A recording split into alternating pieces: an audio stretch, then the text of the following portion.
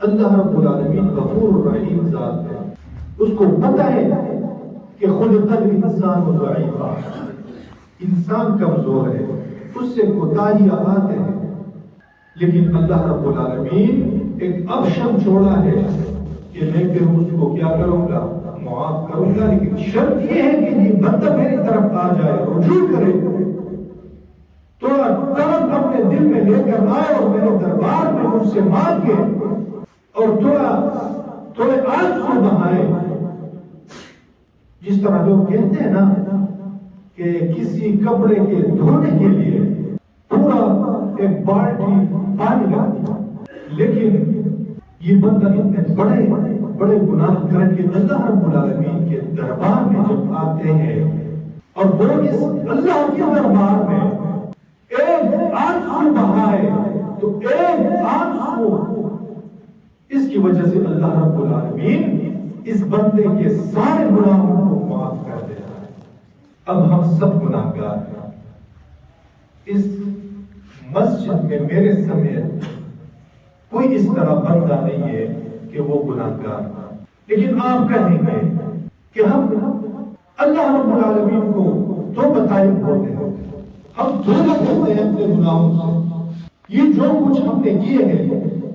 یہ سارے سب کچھ اللہ رب العالمین کے ساتھ یہ ریکارڈ موجود ہے، لیکن جب بندہ اس سے توبہ کرے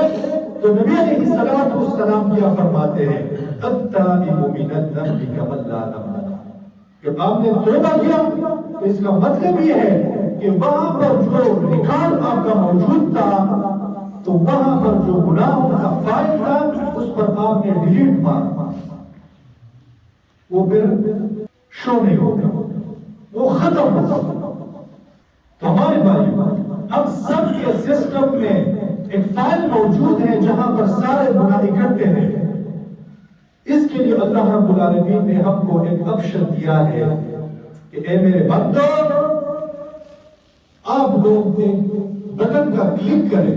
تو آپ کی جو گناہوں کا فائل ہے وہ سب کچھ چلا جائے گا اور ختم ہو جائے گا اور مٹ جائے گا، اور وہ ہے توبہ۔ تو اب ہم توبہ کس طرح کریں گے؟